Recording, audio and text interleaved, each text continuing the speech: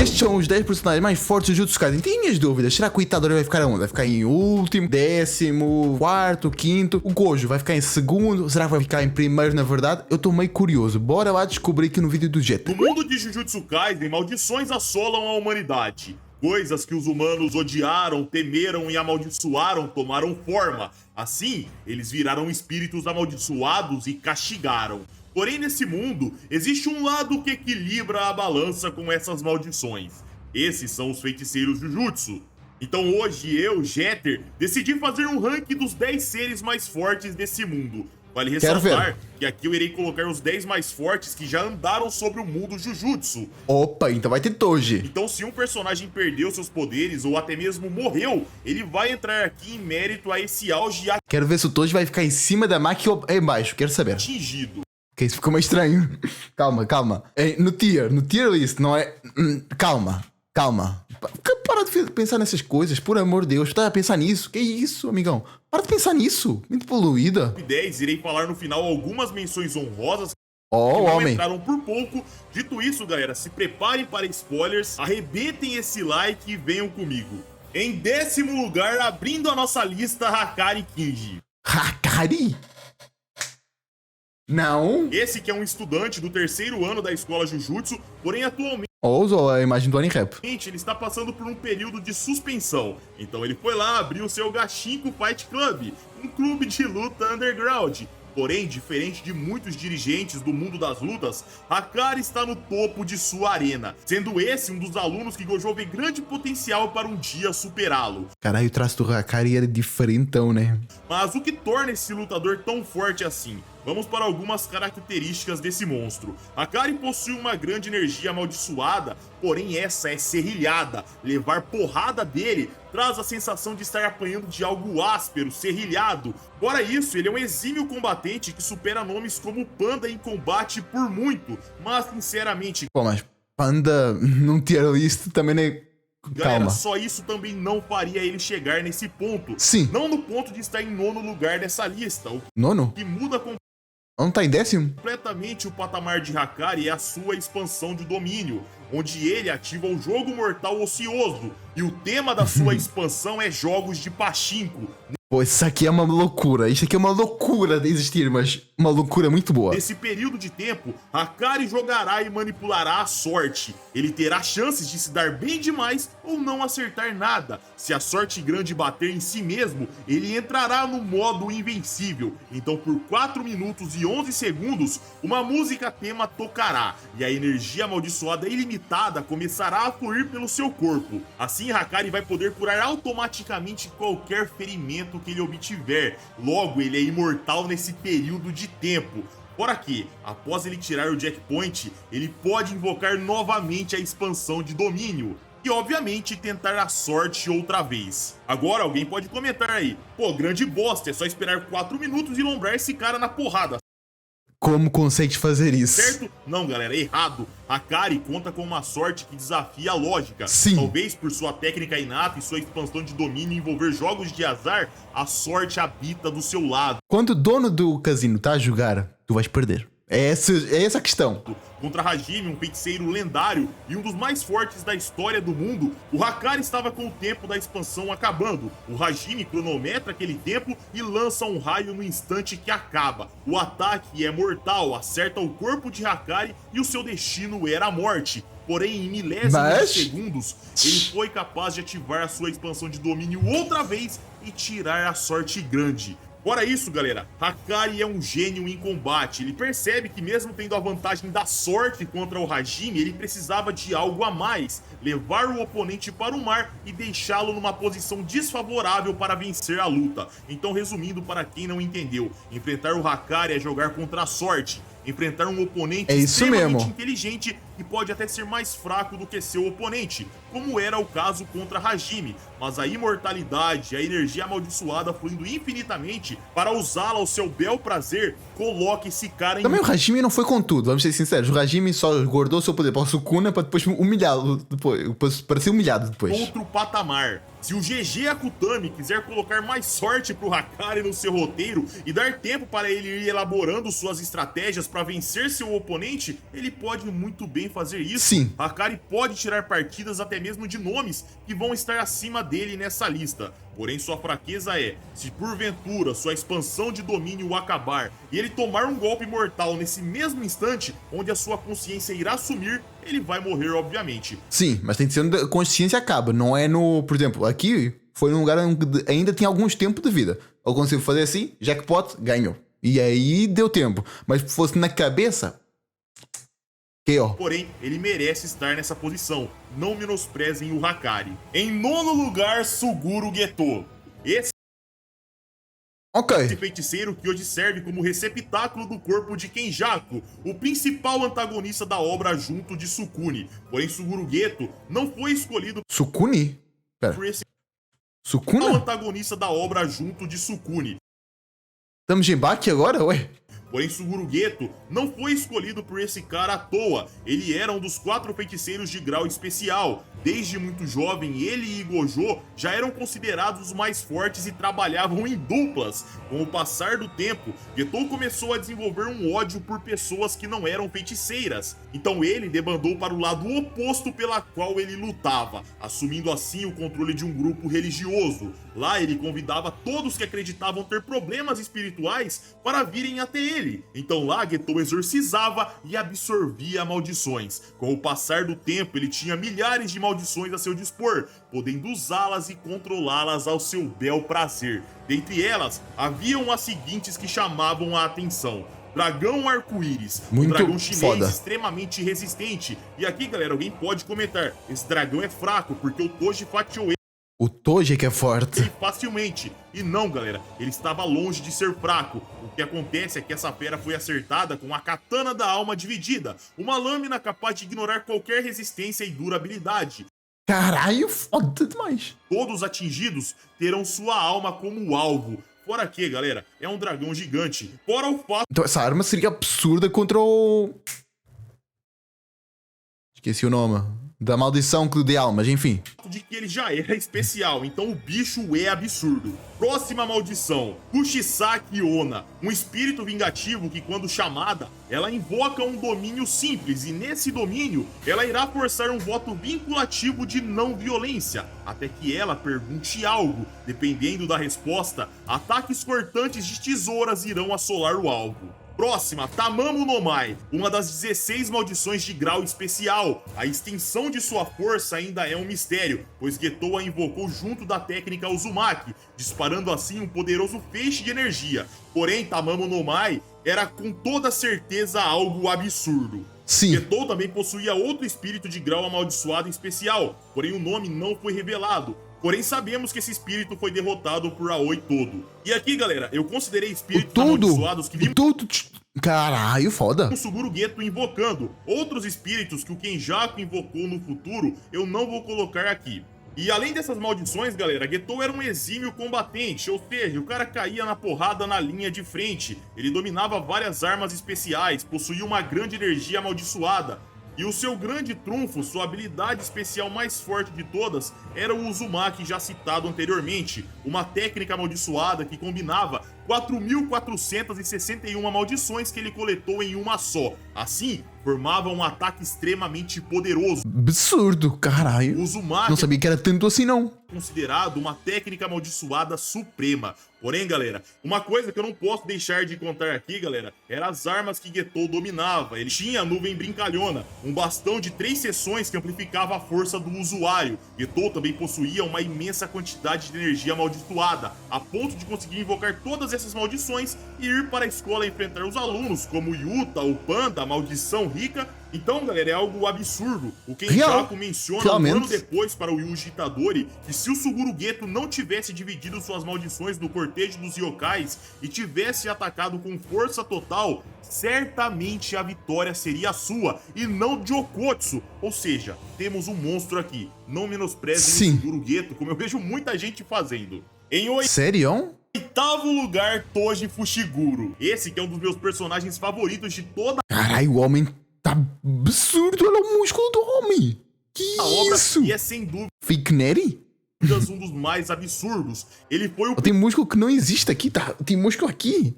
Caralho, que isso? primeiro responsável a fazer Satoru Gojo conhecer o gosto da morte, sendo capaz de dar uma surra nesse cara. Engraçado pensar isso, que é o primeiro a conseguir isso. Não é o que conseguiu, é o primeiro. Quando adolescente. Porém, Gojo já era considerado um dos feiticeiros mais fortes que existia. Mas galera... Não, já era considerado o mais forte na época, não? Ou tô errado? É uma surra tão absurda que ele foi lá, tirou o Gojo pra nada e depois fez o mesmo com o Geto jovem.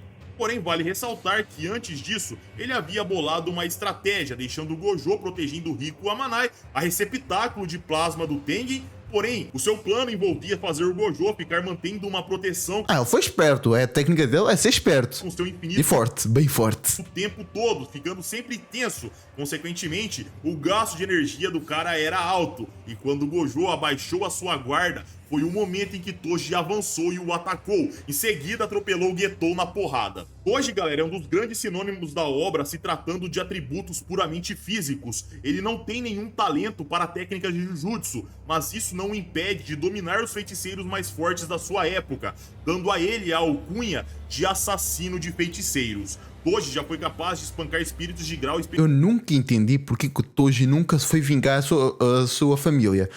Ele era tão forte que ele podia simplesmente humilhar a família Zenin toda. Mas não, disse, não quero.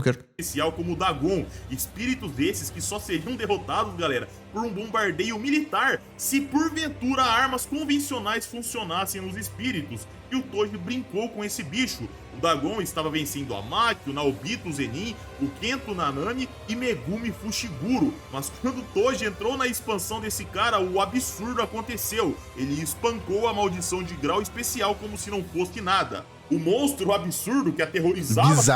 Bizarro. Todo mundo até instantes atrás, agora era aterrorizado por um humano. O estilo de Toji é algo que vem da sua proeficiência de ser isento de energia amaldiçoada. Ataques furtivos e ataques rápidos é o estilo desse cara. Piscou errado na sua frente é morte. E morri. Morri. Pisquei.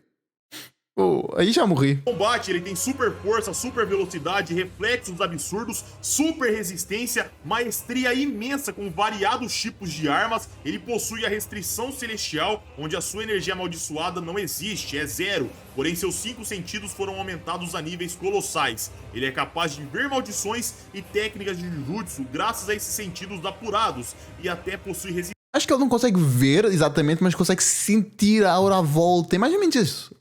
Acho que ele não consegue literalmente ver. Ele consegue ver que há alguma coisa ali à volta daquilo. É meio diferente. Resistência contra os mesmos. Pelo que eu vi, também já vi essa parte há muito tempo, já foi mais de 2 anos, por isso não me julgues se eu estiver errado. Hoje é capaz de se mover livremente através de barreiras Jujutsu sem ser detectado. Ele podia passar desapercebido até mesmo pelos 6 olhos de Satoru Gojo. Porém, vale ressaltar que ele tinha que ficar numa distância segura. Se ele chegasse perto, ele seria visto e ponto final. Toji possui um espírito amaldiçoado em seus ombros, que serve como um inventário. Dele, os mais inventário é foda. Variados tipos de armas e objetos são retirados. Dentre eles, alguns chamam a atenção. Katanas normais, punhais e armas de fogo, até aqui padrão. Nas ferramentas amaldiçoadas, ele possui a já mencionada anteriormente Katana da Alma Dividida, uma arma capaz de ignorar a resistência e atacar diretamente a alma. Ele também tinha a Lança Invertida do Céu, uma arma amaldiçoada de grau especial com a capacidade de anular completamente as técnicas amaldiçoadas na qual ele entrar em contato, ou seja, uma arma capaz de anular até mesmo o infinito de Satoru Gojo. Ele tinha a Corrente de 1000 milhas, uma ferramenta capaz de se estender para onde ele desejasse. E por último, a já mencionada anteriormente Nuvem Brincalhona, uma arma capaz de aumentar a potência do usuário a níveis absurdos. E aqui, galera, eu quero... Muito forte, mas muito forte. Que tivemos lá na luta da Maki contra Naoya Zenin, como espírito amaldiçoado. O que acontece é que tem um momento em que Naoya abre a sua expansão de domínio e ele começava a questionar o que havia acontecido com a Maki. E o narrador diz as seguintes palavras, abram aspas. Como Maki e Toji não possuem energia amaldiçoada, a barreira os considera equivalentes a edifícios, objetos, a não ser que fosse utilizado um objeto real como um envoltório para a barreira, assim como Fushiguro mostrou na Colônia 1 de Tóquio. E se porventura Maki invadir a barreira por conta própria, ou se seu consentimento for obtido para tal, não será possível prendê-la em um domínio. O efeito da Não, isso é absurdo. A visão de um domínio não reconhece Maki, pois ela é desprovida de energia amaldiçoada. Fecha aspas. Ou seja, galera, Bizarro de forte. Maki é o Toji de hoje em dia. Então essa coisa Não sei.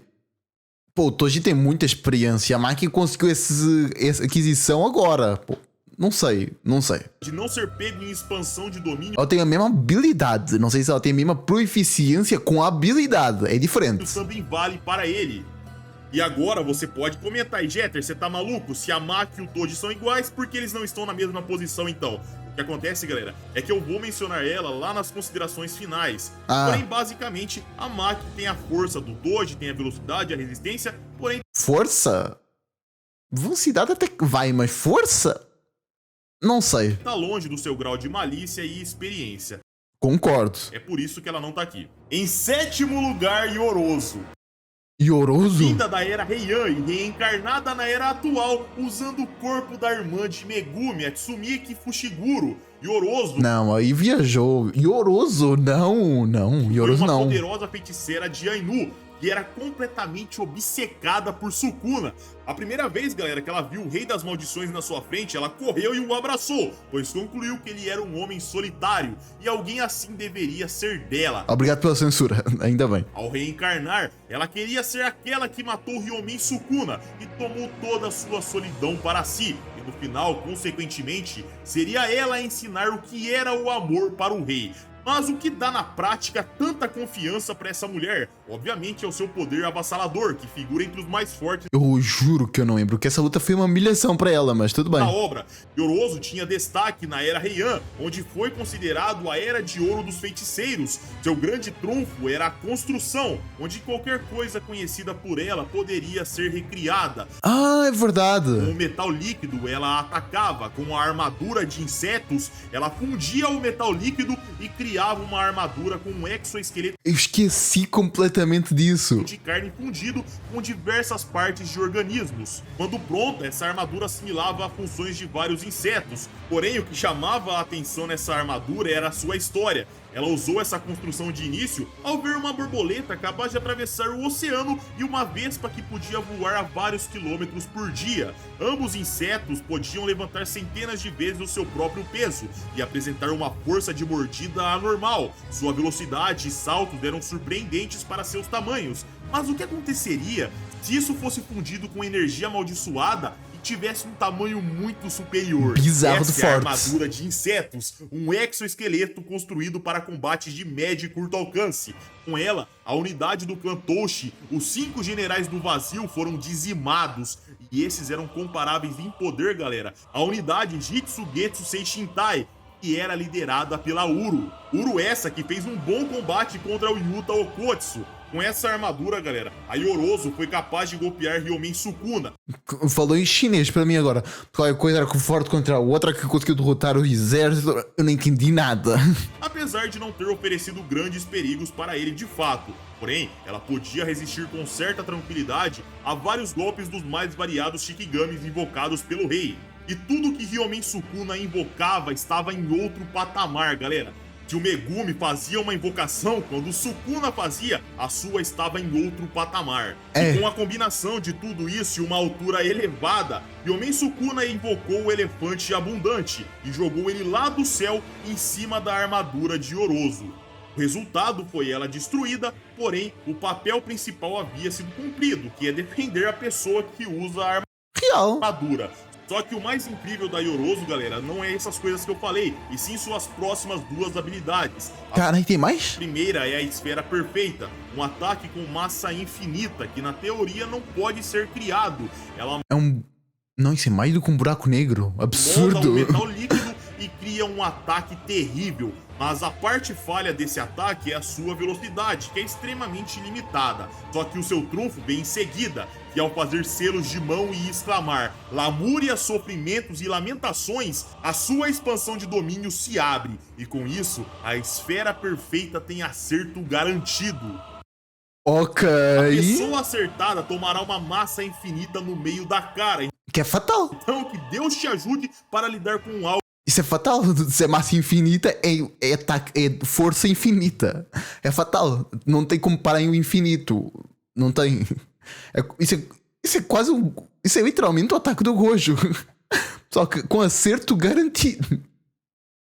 Caralho. Algo desse calibre. Ou que a pessoa Eu tava a julgar muito ela, mas agora entendi. pode fazer também é expandir seu próprio domínio para tentar neutralizar esse efeito. Mas pro azar da Yorosdo, galera, é que ela enfrentava um Sukuna querendo fazer um test drive no General Divino Mahoraga. O mesmo estava adaptado e ao se erguer, ele simplesmente destruiu a esfera perfeita, pois ela era feita de metal líquido e isso não iria afetá-lo mais, já estava adaptado. Em seguida, ela foi atacada pelo General Divino e foi derrotada. Porém, é inegável, a Yorosdo tem uma das habilidades mais fortes de toda a obra. É força infinita. É literalmente força infinita. Em sexto lugar, Yuki Tsukumo. Pô, agora eu acho que eu discordo. Que eu acho que ela é mais. Que apareceu há pouco, era mais forte do que ela.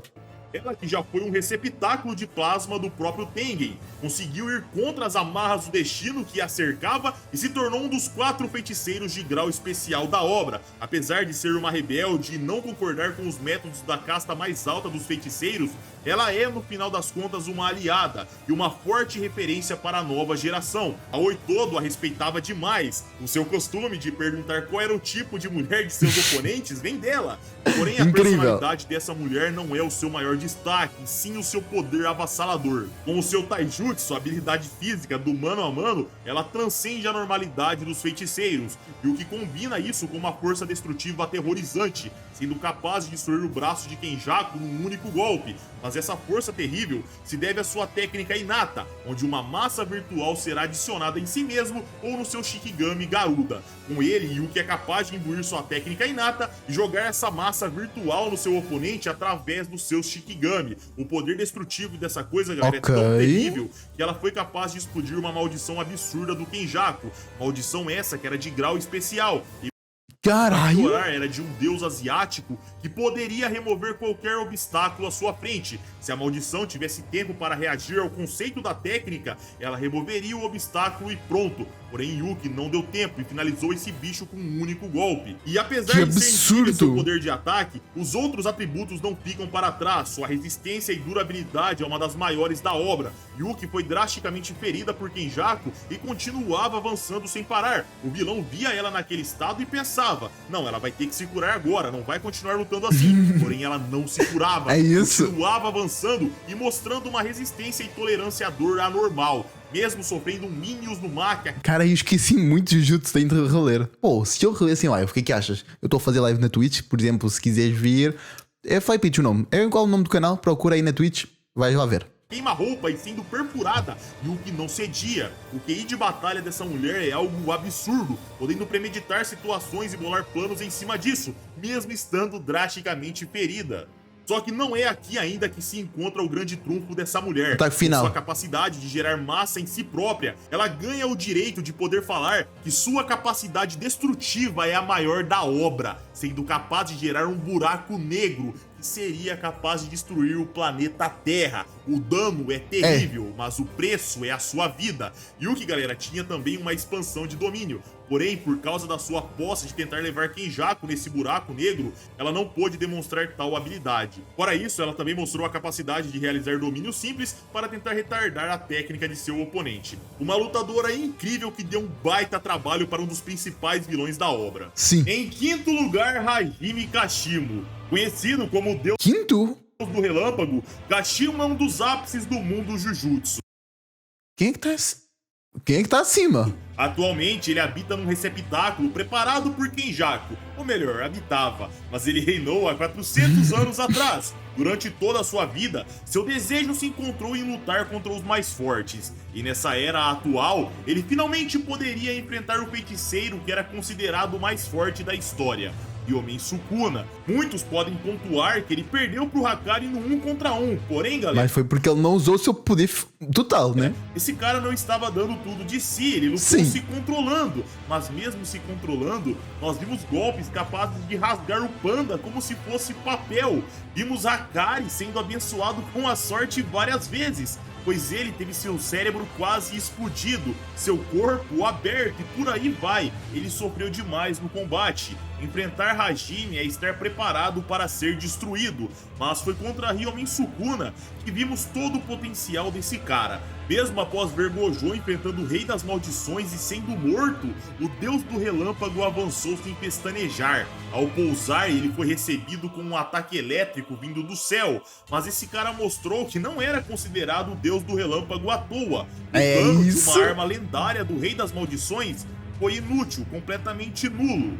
Ao avançar em Sukuna, ele rapidamente percebeu que precisava ir a sério e não podia se controlar como fez contra Hakari. Ele ativou a liberação de sua técnica amaldiçoada. Pô, tinha tanto hype nele. Criatura mística âmbar. Após exclamar isso, sua velocidade explodiu a um ponto inimaginável, a ponto, galera, de dar blitz no próprio Sukuna. Isso acontecia pois sua técnica inata fazia com que Kashimo remodelasse o seu corpo. A energia amaldiçoada era convertida em sinais elétricos intracerebrais. Assim, ao gritar, ele podia emanar ondas sonoras sintonizando com sua frequência natural dos materiais. Ele era capaz de vaporizar o que fosse irradiado por suas ondas eletromagnéticas. E assim, ele superou o reino humano. Porém, essa sua técnica absurda, galera, tem consequência. Se ele não finalizar seu oponente rápido, seu corpo vai colapsar. Hajime, galera, infelizmente, foi aquele que sofreu o test drive do Sukuna após despertar no seu corpo original. Cara, o homem só tá com test drive. Quando ele for com tudo mesmo, aí finalizou, né? Porém, mesmo levando golpes duros, esse cara contra-golpeou, mas ali era outro patamar. E assim como Satoru Gojo, ele sofreu com o desmantelar, cortando o espaço e vindo do nada. Com Hajime perdendo seu braço num ataque que cortou o solo e a gente não perdeu o braço, ele perdeu um pouco da mão, nem perdeu o braço, não. via o fim da fenda criada, Sukuna decidiu colocar um ponto final. Qual foi no volume agora que saiu, atualizou? Ele criou inúmeros cortes pelo ambiente e o Deus do Relâmpago infelizmente não resistiu. Porém, Exato, olha aqui, tem os dois. Tá aí um, tá aqui o outro. Aqui, 1, 2, tá certo. não é demérito para o Hajime, galera. Esse cara é extremamente bruto. Na minha opinião, o cara mais bruto que temos em Jujutsu Kaisen. Em quarto lugar, Yuta. Não sei não. Pô, Yuta... Não, né? Não, pô... Não. Okotsu. Esse é um dos casos de feiticeiro que já surgiram absurdo desde seu início. O primeiro grau desse cara era feiticeiro de grau especial. Já Pior que é verdade, né? tava no auge desde o comecinho. Mas Não, auge não. Chegou logo no nível especial. Ele não começou no auge. Calma lá. isso se devia ao fato de Yuta carregar consigo uma maldição chamada Rika. Essa que quando viva era uma garota chamada Riku Orimoto. E quando era criança junta de Yuta, ambos prometeram se casar no futuro, mas o destino foi cruel e a tirou de seus braços. O desespero de Yuta foi tanto que ele amaldiçoou Rika sem saber. Assim, uma entidade agora habitava ao seu lado o tempo todo. Ela era a manifestação do amor de ambos, que Caralho, a Gege melhorou muito a qualidade. Caralho, absurdo. agora protegia o rapaz. De início, galera, Rika era um espírito vingativo, que era presa à alma de Orimoto. Seu poder era tamanho que ela ganhou a alcunha de Rainha das Maldições. Só que após ter sua alma liberta por Yuta, a mesma deixou de ser um espírito vingativo, mas se manteve como uma maldição presente ao lado de Yuta. Uma maldição que ainda era extremamente poderosa. Essa conexão era feita através de um anel. Assim, ambos tinham acesso à energia amaldiçoada um do outro. Rika também podia guardar um estoque de ferramentas amaldiçoadas no seu Lembrando que o Yuta é o personagem com mais energia amaldiçoada da obra. Não sei se é da obra, mas é mais do que o Satoru Gojo. próprio corpo Não sei se é mais do que o Sukuna. e fornecer para o seu parceiro. Ela é capaz de disparar uma explosão de energia absurda, onde no passado, antes dela ser liberta por Yuta, esse ataque era capaz de repelir até mesmo a fusão do Uzumaki de Suguru Geto. Rika é capaz de copiar habilidades onde, ao cumprir algumas condições junto de seu parceiro, ambos poderão copiar as habilidades de seu oponente e pegar Muito para si. fortes. Uro era uma feiticeira capaz de manipular o espaço, o céu, e ao copiar essa feiticeira, galera, a habilidade de manipulação do espaço também era da dupla. Agora, muitos que não conhecem a obra podem pensar, peraí, pô, então quem merece essa colocação é a Rika, não o Yuta, que tem um pet roubado, né? Não, galera, tá errado. Como se não bastasse ter essa maldição absurda ao seu dispor, o Yuta é outro monstro. Pra vocês terem ideia, ao liberar a alma de Rika, a capacidade destrutiva do rapaz reduziu. Logo, o seu grau de feiticeiro especial também foi perdido. Porém, o Yuta rapidamente recuperou esse rank. Na verdade, ele foi além. Com uma capacidade imensurável de energia amaldiçoada, Yuta supera até mesmo Satoru Gojo nessa valência. Seu domínio e manipulação com energia amaldiçoada são terríveis para os seus oponentes. Eles não podem ler a sua energia. E ele combina isso, galera, com capacidades físicas absurdas.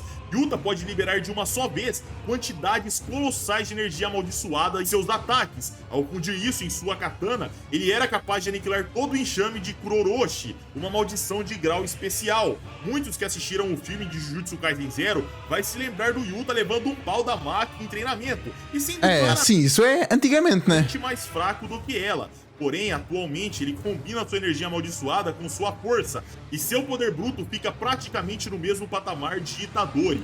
Yuta é um feiticeiro completo, galera. Força absurda, agilidade e velocidade em combate tremenda, fora a resistência colossal. E de tabela ele tem a técnica inata que pode copiar habilidades de seus oponentes. Sim, absurdo demais. Mas mesmo assim eu acho que o que estava antes ganhava, mas ok. Guardadas em Rika e eles podem usar a seu bel prazer. Uma dessas técnicas... A Jimmy dava uma destruída nele, mas ok. Guardadas é a fala amaldiçoada, onde Yuta replica a habilidade do Toji, uma técnica que vem de linhagem sanguínea da família Inumaki, e ao ordenar que maldições de baixo nível morram, isso vai acontecer, galera. A fala amaldiçoada realiza a tarefa. Com seu cabelo, Yuta puxa fios e cria Shikigamis, que o ajudam em combate. Ao manipular o céu e replicar a habilidade de Uro, ele usa o quebra-gelo e atinge a superfície do céu, assim repassa o dano para o seu oponente. Com a técnica amaldiçoada reversa, Yuta é capaz de curar seus ferimentos e de quem ele desejar. É muito roubado também, né? Esse cara ainda tem uma expansão de domínio. Ninguém sabe o que faz, mas dizer que tem uma expansão de domínio que não é tão forte assim. Ela é boa, mas não é tão forte.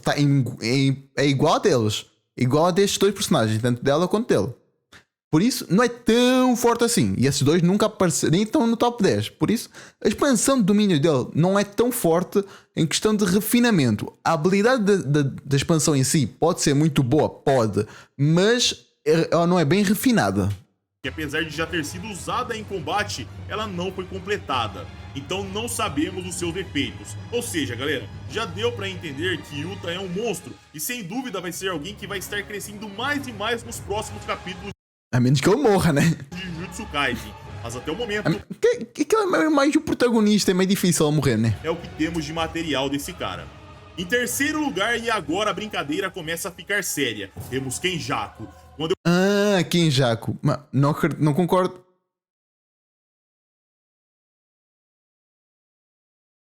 Não sei se concordo muito, não. Eu comentei sobre a Yuki... É que também especular muita coisa quando... é difícil. O poder avassalador dessa mulher que poderia até mesmo afetar o Kenjaku. Eu não comentei que ele estava fazendo praticamente um 3 contra 1. Chozo estava lutando contra ele. Depois que a Yuki chegou, o cara estava na espreita esperando para atacar de surpresa. E de tabela, o Kenjaku lutava dentro da barreira do Tengen. Se porventura sua expansão não fosse fechada, ele seria prejudicado. Kenjaku é literalmente o cérebro por trás de tudo. A história que conhecemos em Jujutsu Kaisen transcorre sobre as rédeas desse cara. Seu nome verdadeiro é Kenjaku, como já foi dito. Porém, ele já foi chamado por muitos outros nomes graças à sua habilidade de tomar corpos. Entre eles, seus nomes eram Noritoshi Kamo, um cara que viveu há mais de 150 anos atrás e foi o responsável por manchar o nome da família Kamo. Kenjaku também tomou posse de Kaori Itadori, a mãe do nosso protagonista, que nem apareceu nessa lista por sinal. Mas tudo isso se deve à técnica inata de Kenjaku, onde ele é capaz de trocar de corpo com quem ele deseja. Se a pessoa estiver viva ou morta, pouco importa. Basta que ele transplante seu cérebro e o corpo do seu alvo agora é seu. Uma vez transplantado, Kenjaku ganha acesso à energia amaldiçoada do hospedeiro, todas suas técnicas inatas e suas memórias. Até mesmo os 6 olhos de Satoru Gojo não foram capazes de reconhecê-lo de início como um impostor, pois ali era o corpo da pessoa. De início não, eles não conseguiram detectar, até o próprio anime destacou isso. Ele não conseguiu. Foi a intuição do Satoru conseguiu. Os 6 olhos não conseguiram.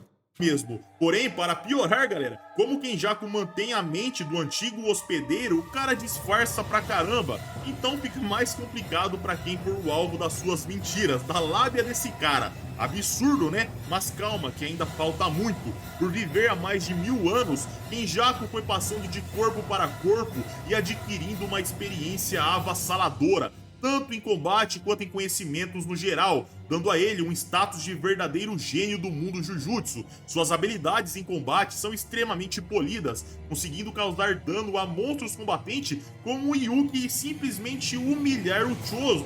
Com o corpo de Noritoshi Kamo no passado, ele experimentou a fusão da carne humana com as maldições, criando assim as Pinturas da Morte, sendo esses 9 objetos amaldiçoados de grau especial, sendo que 3 desses nós já conhecemos: o Ezo, que foi morto pelo Itadori, o Keshizo, que foi morto pela Nobara, e o Chozo, que é um atual aliado que ainda se encontra vivo. Com o corpo de Kaori e Itadori, ele ganhou uma habilidade E os outros 6 foram comidos pelos Itadori, né? absurda, o sistema antigravidade, onde Kenjaku é capaz de intensificar a atração gravitacional ao seu redor, mas ao usar o lapso da técnica, ele era capaz de fazer o efeito inverso e simplesmente poder negar o buraco negro que a Yuki havia criado. O cara, galera, saiu vivo, porém extremamente desgastado por gastar tanta energia. Mas independente, é uma técnica capaz de negar a habilidade com maior potencial destrutivo de toda a obra. Com o corpo de... Mas era muito situacional, que dá para trocar, né? Eu acho que não dá para usar isso em tudo. Não dá. Pô, se a pessoa lançar um vazio roxo, lançou. A verdade gravitacional para cima. O vazio roxo faz e vai. Ela tá e sobe. Porque a gravidade puxa, né? de Sugurugueto, é absurdo. Controla e faz o mesmo que o cara fazia. Absorve, controla e pode invocar maldições a seu bel prazer. Ele foi capaz de aprimorar sua habilidade e ao absorver Mahito, galera, ele demonstrou ser capaz de utilizar a transfiguração ociosa sem sequer invocar o Mahito. Porém, usando a habilidade dessa forma, ele poderia manipular almas apenas uma vez, e isso foi utilizado na barreira de Tengen. Ele alterou almas remotamente e iniciou o jogo do abate. Porém, essa capacidade de ter técnicas de uso único acontece depois que ele pega e absorve a maldição com o Uzumaki. Só depois disso ele pode usar essa habilidade de uso único. E como dito lá no Sugurugueto, o Uzumaki é a habilidade máxima do cara. Ele vai reunir espíritos desejados é muito forte gigante e causar um disparo de grande dano. Lá em Shibuya ele mostrou ser capaz, galera, de criar uma cratera enorme que não se via o fim. E para piorar, o Kenjaku se aprimorou ainda mais, ele foi além, sendo capaz de fazer mini Uzumakis, podendo ser materializado e disparado numa velocidade absurda. Porém, esse menor obviamente fazia um estrago menor, pois a habilidade usava espíritos amaldiçoados inferiores para atacar, mas ainda assim era forte o suficiente para causar danos gravíssimos na Yuki. O Kenjaku pode usar a técnica amaldiçoada reversa e se curar de potencialmente qualquer ferimento enquanto o seu cérebro estiver intacto. Ele, assim como o Ryomen Sukuna, é alguém que tem uma expansão de domínio aberta. A sua é a profusão do útero, onde um pilar feito de espíritos amaldiçoados surge, porém até o momento o efeito dessa técnica ainda é um mistério. Mas só de ser refinada, a ponto de ser aberta e comparada com a de Sukuna, podemos ter certeza que será algo absurdamente forte. Em segundo lugar, e agora é o momento que muitos vão me xingar, Satoru Gojo. Mas é meio óbvio, né? Meio óbvio. O feiticeiro mais forte da era moderna. Ele que é um feiticeiro de grau especial e um dos assuntos mais comentados recentemente, graças à sua morte repentina. Ou talvez suposta morte, ainda não sabemos. Não, morte, pô. Pô, já morreram personagens por muito menos em Jujutsu. Pô, Nobara só ficou com uma coisinha aqui e já morreu. Quem tá dizer que cortaram ao meio não... Não, ele morreu. Aceita, morreu. Morreu, amigão, morreu. Esquece, morreu. Quem sabe esse cara tá vivo? Quem não conhece a obra muito bem pode se questionar, mas espera aí, o cara foi aberto ao meio, como ele vai estar vivo? Pô, mas não dá, não. A resposta, galera, é que Gojo já sofreu ferimentos e conheceu a morte de perto anos atrás quando ele enfrentou o Toji. Pô, mas isso é uma coisinha aqui, pô, chegou aqui, foi daqui a aqui. Uma coisa é daqui a aqui. É um pouco diferente. Aqui. O cara foi esfaqueado em locais chaves e ao concentrar suas valências na regeneração, ele pôde voltar à vida. Pô, mas se a Maki já ficou morta só com as queimaduras já não conseguem sair, e foi com o Jogo. Imagina com um corte no meio. Porém, Não dessa dá. vez a situação é mais delicada. Só que não vai ser por aqui que eu vou bater o martelo e falar que ele tá morto e ponto final. Mas enfim, galera, sobre as Eu bato. Morreu. habilidades de Satoru Gojo. Na verdade, fake Neri. Ele é tido como o feiticeiro mais forte da era moderna, tendo uma quantia absurda de energia amaldiçoada e estando entre as maiores da obra. Se tratando em maestria marcial, Satoru Gojo é um mestre, sendo capaz de subjugar seus oponentes no mano a mano facilmente. Sua força, velocidade e resistência estão no patamar mais elevado da obra. Porém, ele vai além graças às suas habilidades especiais, sendo uma das mais complexas e roubadas que existem no mundo dos animes. Sim, qualquer uma das três é absurda. A resistência, vazio roxo, expansão do domínio. São absurdas. Com sua técnica herdada, o ilimitado, Satoru Gojo é capaz de manipular o espaço e criar o absurdo. Entre esses absurdos está o infinito, esse que é a forma neutra, onde tudo lançado em Satoru Gojo será desacelerado infinitamente. Muitos acham que essa habilidade é para parar os ataques ou cria uma distância infinita, mas não, Satoru Gojo desacelera tudo que percorre o espaço infinitamente. Não tem nada de parar ataque e criar um infinito de fato. É algo metafísico que ele vai desacelerar infinitamente. Com o lapso da técnica amaldiçoada, o azul. Mas as pessoas dizem isso que é para simplificar o que é. Tipo, não precisas de entender física para entender. Ok, é uma barreira. Não dá para atravessar. É isso, não precisas de entender muito mais do que isso. Satoru Gojo amplifica a energia ilimitada negativa e produz Não precisas de entender a forma que é usada, só diz que é uma barreira impenetrável. Pronto, é isso. um vácuo. Assim, o cenário do mundo é forçado a se corrigir e esse espaço negativo é preenchido, fazendo assim toda a matéria da proximidade ser atraída para o local desejado. Com a reversão da técnica ilimitada amaldiçoada, o vermelho, Satoru Gojo faz o inverso do azul, e ao invés de atrair, ele repele, causando assim uma repulsão absurda, tendo 2 vezes a capacidade destrutiva do azul. Com a técnica Oka, o roxo, Satoru Gojo mistura o lapso e a reversão do ilimitado, junta o azul e o vermelho. Assim, uma massa imaginária é criada e lançada, onde potencialmente toda a matéria à frente será apagada do caminho.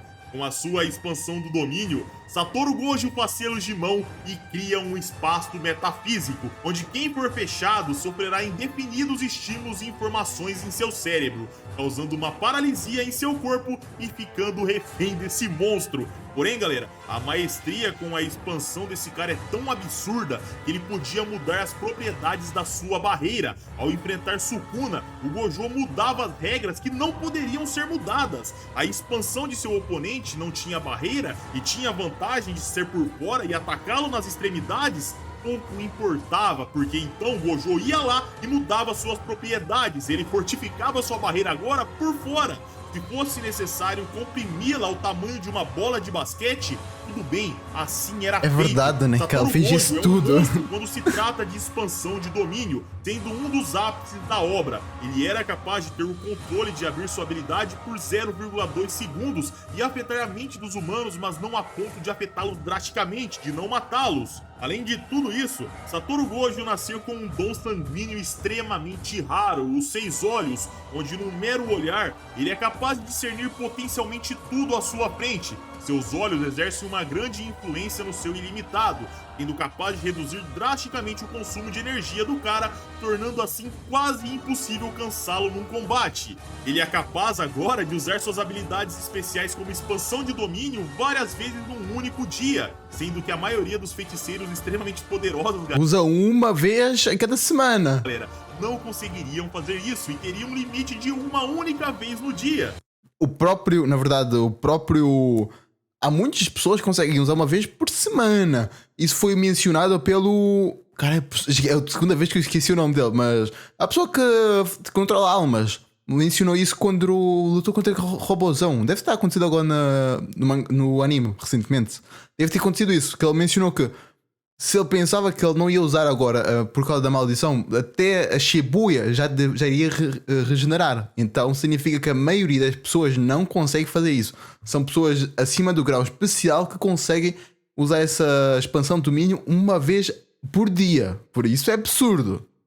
Ele conseguir usar várias vezes no mesmo dia. Isso é muito absurdo. Os olhos especiais, o Gojo percebe o mundo de forma diferente. A massa, a velocidade, a energia, tudo à sua frente será visto de forma amplificada e de forma decifrada ainda por cima em 99% dos casos. No combate contra Sukuna, quando Gojo começou perdendo a troca de expansão do domínio, o mesmo se mostrou capaz de produzir um domínio simples à sua volta para negar os acertos de seu oponente, e assim ele tinha tempo para criar estratégias em cima. Com o Flash Negro, Gojo é capaz de otimizar seu ataque em 2,5 na potência. Com isso, ele recupera sua energia e traz consigo a sensação de onipotência. Que? Ao realizar isso pela primeira vez na história, galera, Ryomen Sukuna sentiu nervosismo. Satoru Gojo, apesar de ter sido derrotado pelo Rei das Maldições, ele foi o vencedor moral, pois ele enfrentou o mesmo com a técnica das 10 sombras, onde Mahoraga, o general de... mas isso é a habilidade dele. Mas eu derrotou só com não precisa de sombras. Pô, então o Megumi nunca vai ter nenhuma vitória. Então se o Megumi nunca tiver nenhuma vitória, também o Megumi nunca vai derrotar ninguém sozinho. Qual é o nome? Esqueci. Caralho, esqueci o nome da pessoa. Deixa eu lembrar mesmo. Disse aqui até no vídeo aqui. Estamos aqui a 36 minutos. Deixa eu passar aqui rápido. Caralho. Também este personagem aqui também já usa várias almas e ninguém diz nada. Mas quando é o Sukuna a usar, aí todo mundo critica. Pô, o próprio Megumi usa, o Kenjaku usa, ninguém critica. E é habilidade roubada também. O próprio Kenjaku roubou a habilidade. Mas como é o Sukuna a roubar, aí já não pode. Pô, que é isso? Por quê? Não, agora quero que me expliques. Por que o Kenjaku pode usar e ninguém critica, mas o Sukuna roubar uma habilidade, aí todo mundo critica? Não faz sentido. Aí eu não concordo. Não faz sentido, não. Um único soco.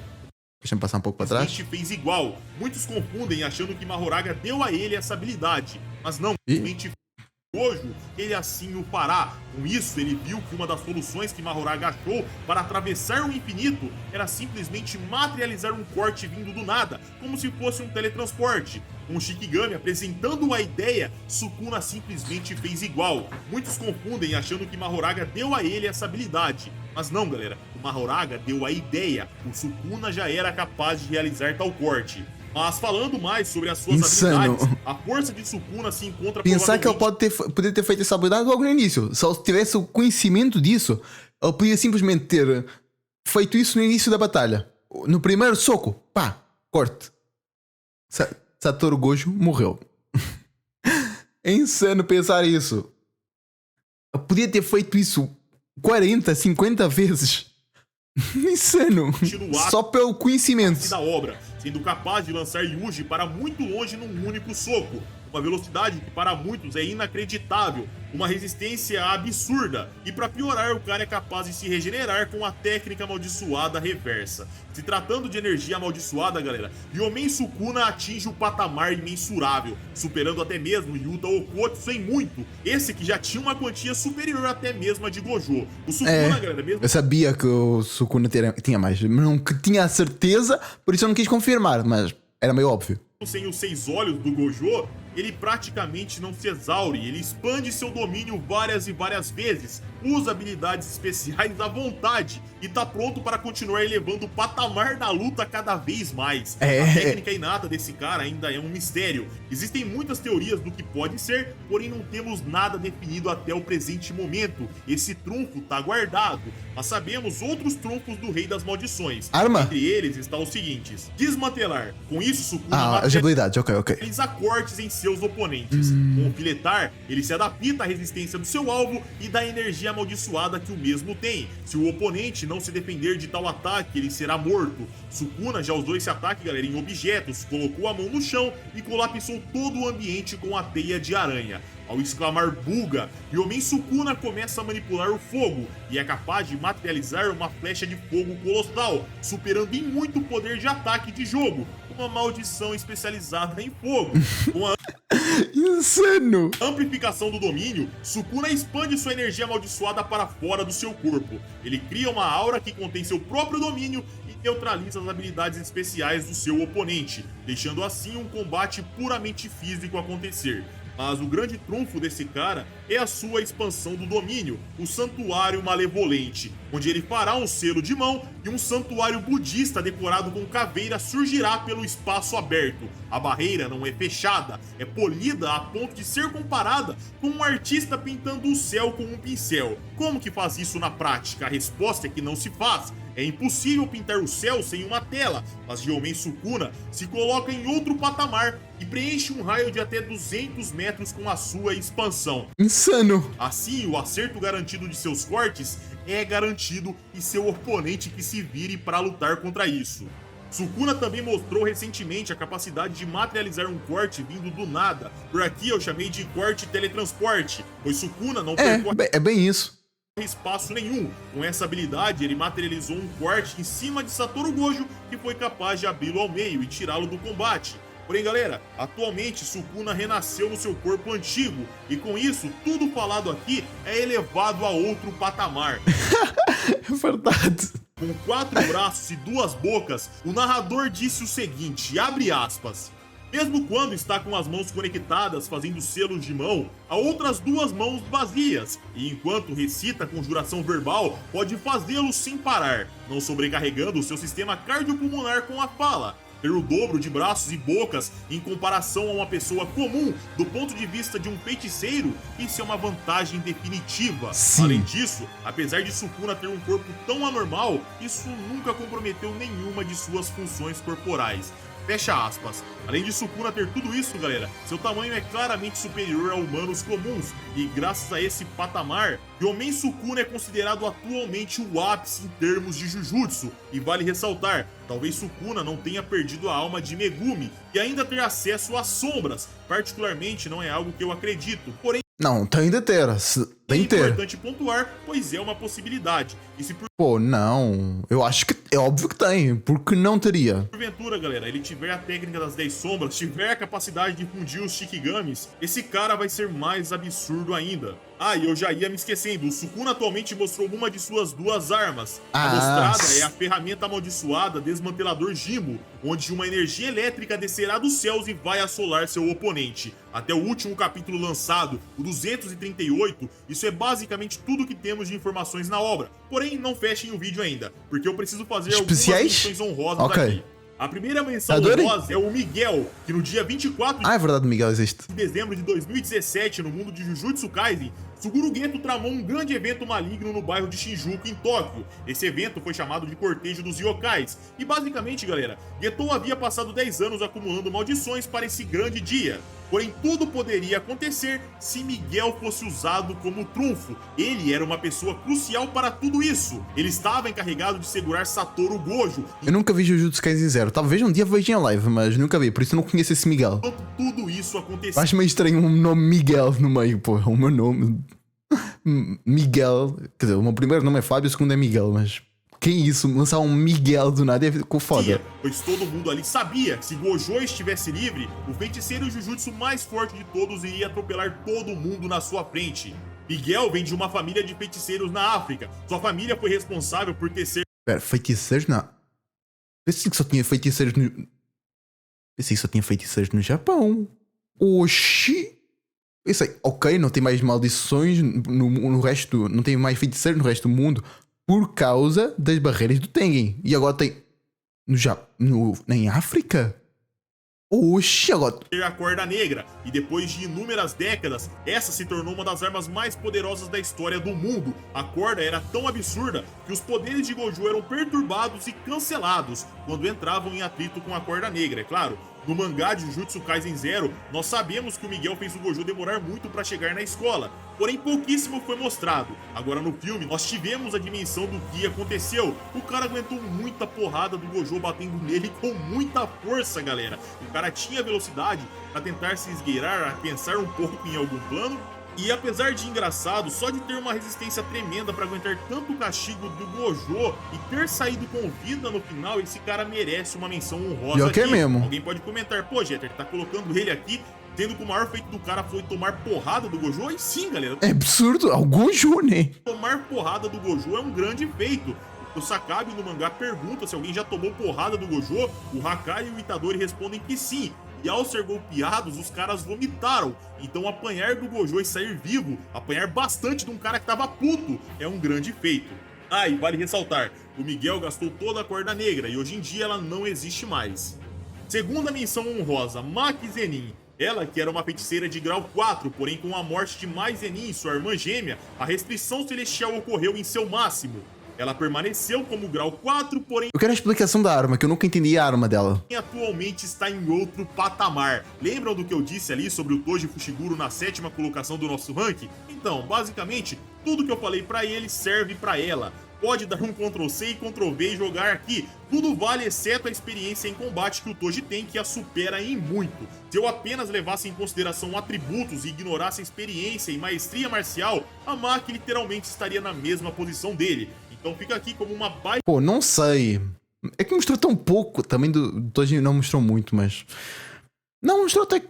Vá, o Toji é mais forte. Pô, não tem como.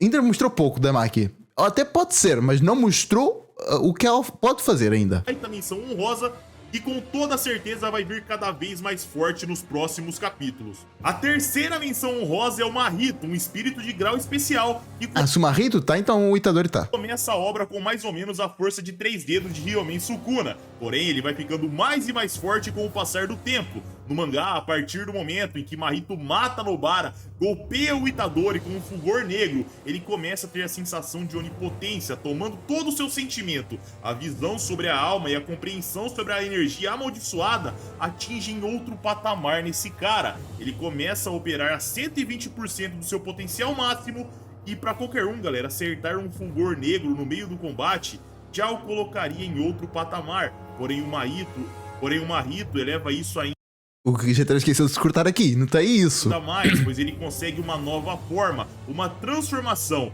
o corpo espiritual instantâneo da matança distorcida. E é Foi a única transformação de Jujutsu Kaisen. Não, o Sukuna também tem, né? Mas vá. O Sukuna voltou-se para o seu corpo normal, não é uma transformação, é o seu corpo original. Ah, também tem o Kashimo usou. O Kashimo e ele. nessa forma que ele É quase essa pessoa que eu tava sempre esqueci o nome. E esqueci de novo. entrou no meu top 10, porém foi movido para as menções honrosas. Aqui Mahito faz uma autotransfiguração especial da sua própria alma. Ainda por cima, galera, ele faz um voto vinculativo eventualmente, onde ele se impede de transfigurar seu corpo ainda mais. Porém, em troca disso, ele ganha um poder destrutivo aterrorizante. Itadori comentava que nessa forma, a sensação era de estar enfrentando algo de outra dimensão se comparado com seu eu anterior. Claro que a outra dimensão aqui não é algo ao pé da letra, é uma figura de linguagem. Sim. Porém, se o Mahito tinha o poder de 3 dedos do Sukuna antigamente, isso subiu colossalmente. A durabilidade desse cara é tão absurda. Mas onde é que tá a informação que ele tinha 3? Não sei. Tinha a força de 3, eu sei que ele não tinha 3. Ponto de só conseguir ter sua invulnerabilidade atravessada graças a repetidos fulgores negros do Itadori. Na verdade, ele tomou 4 fulgores negros, estando com sua alma bem danificada. Ele até comenta quando está lutando com o Itadori e o Todo, que após levar o ataque na alma da Nobara e um fulgor negro do Yuji, ele estava operando com 40% de sua alma. Talvez muitos não se liguem da dimensão disso, galera, mas quando Hanami lutou contra o Itadori, O GG Akutami disse que se o jogo tomasse 5 fulgores negros, mais a nuvem espirituosa com a energia amaldiçoada do todo, o jogo teria morrido na hora. O Mahito toma 4 flashes estando mortalmente ferido. Porém, caralho, isso é apesar absurdo. dessa resistência colossal, sendo uma das maiores da obra, tendo uma potência assustadora a ponto de conseguir ferir Itadori gravemente, uma velocidade incrível a ponto de conseguir lutar com vários feiticeiros extremamente velozes, isso tá longe de ser o maior trunfo do Mahito. Só Expansão essas de domínio. características ainda não o colocariam no 10º lugar. O grande trunfo desse cara é a sua técnica inata, a transfiguração ociosa, onde ele é capaz de remodelar almas, sendo capaz de segurar o corpo de suas vítimas com um mero toque, pois a alma é o alvo e não o corpo. Ele cura suas feridas, remodela sua alma para criar armas, ele pode fazer escudos para resistir a ataques. Se não fosse o Itadori, não tinha como, não tinha como. Pô, eu não consigo imaginar o Geto conseguir derrotá-lo. Extremamente potentes, tem a capacidade de fundir almas e com O Hakari. O Hakari é meio curioso, que eu não sei, acho que não. o isômero Energia infinita conseguiria restaurar isso? Agora fiquei confuso, eu acho que o Geto e o Hakari não conseguiriam derrotá-lo. de alma polimórfica, Mahito cria humanos transfigurados poderosos com várias almas fundidas, onde eles Sério? são capazes de até mesmo, galera, causar ferimentos em todo. Porém, esses humanos têm uma resistência extremamente baixa, sendo derrubados num golpe Peço desculpa, foi mensagem minha. único. É aquela coisa, não colocar os pontos de resistência, mas tudo em ataque. Já com a alta encarnação da perfeição, Mahito ativa sua expansão do Caraca, que arte linda! domínio. Selos de mão são feitos, porém dentro da sua boca. E ao fechar a barreira, Mahito é automaticamente conectado à alma de quem está lá dentro. E aqui está o trunfo desse cara, galera. Acerto garantido em que dá hit kill. Mahito poderia tirar vitórias de nomes mais fortes do que ele, graças à sua manipulação de alma. Com essa expansão de domínio, o acerto é garantido. É por isso que eu digo, o Geto, eu conseguiria derrotar o Geto assim. O que o Geto conseguiria fazer? Nada. O Hakari não conseguiria também fazer nada. Pô. Que discutível. Não sabemos se a regeneração dele é forte o suficiente para conseguir negar isto. É claro, dá pra fazer outras coisas, o oponente pode expandir sua barreira também, criar um domínio em volta do seu corpo para tentar negar o ataque por algum tempo. Porém, o ponto é, Mahito é extremamente forte. Muitos agora podem comentar, ah, mas ele perdeu pro Itadori, não sei o quê. Pô, o Itadori é o inimigo completo dele. Não tem como. É o próprio...